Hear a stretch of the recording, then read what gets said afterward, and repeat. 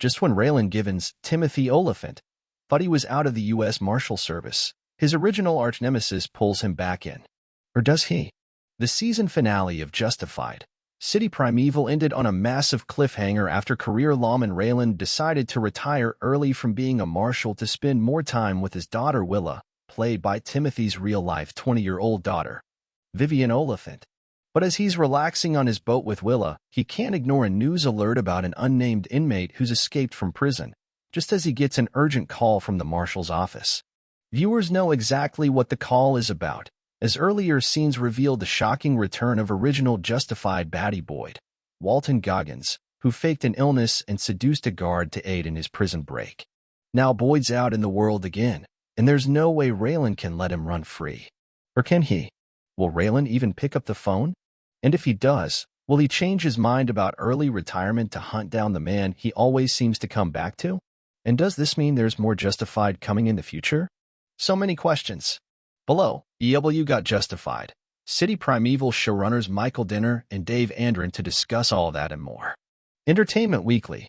Where did the idea come from to bring Walton back and have Boyd return in such a big way in the finale? Michael Dinner. It was Dave's idea.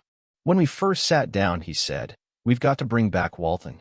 Our biggest concern and what we didn't want to do is the hackneyed approach, which would be halfway through the season.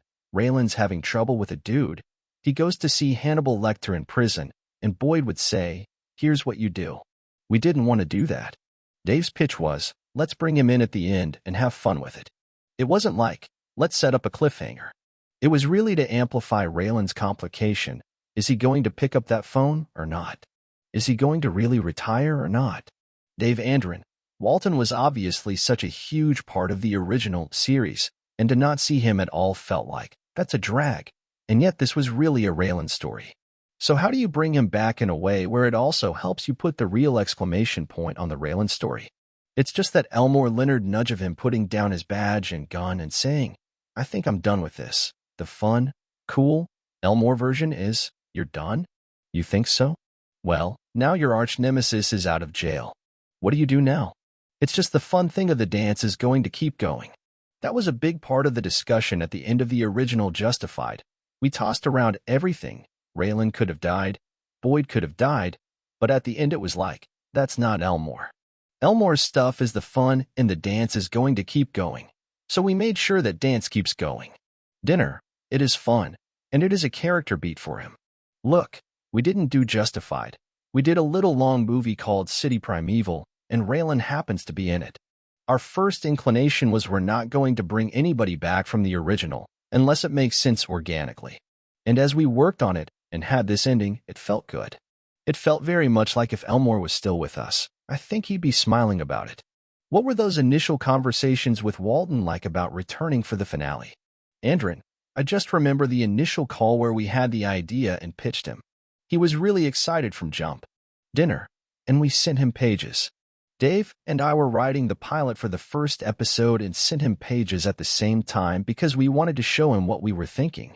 We've said it before, we felt like we stuck the landing with the original show, and we wondered what would Walton say about it. Because he was done, he moved on, he's doing 27 projects at the same time. And what would Tim say about it? Those were the first two calls we made. And then once Walton loved the pages and Tim loved them, everybody at the same reaction. It was, let's do it for the right reasons. How did you manage to keep it secret? I can't remember the last time a massive return like this wasn't spoiled or leaked in advance. Dinner. Yeah, it was kind of amazing. ANDRON, the emails FX was sending out with the press embargo were pretty aggressively worded. And look, poor Walton had to lie through his teeth. We had to do a little bit here and there, but because of the strike there wasn't as much press. We didn't have to stand on a red carpet and tell everybody lies about how it didn't feel right to bring him back for City Primeval. But Walton, at that point, the actors had not struck yet, and he was doing all this press for Gemstones, and he called us after 2 days of press and was like, I just spent 2 days lying to every journalist on the face of the planet that it just wasn't the time. So a lot of credit to him for sticking to his guns.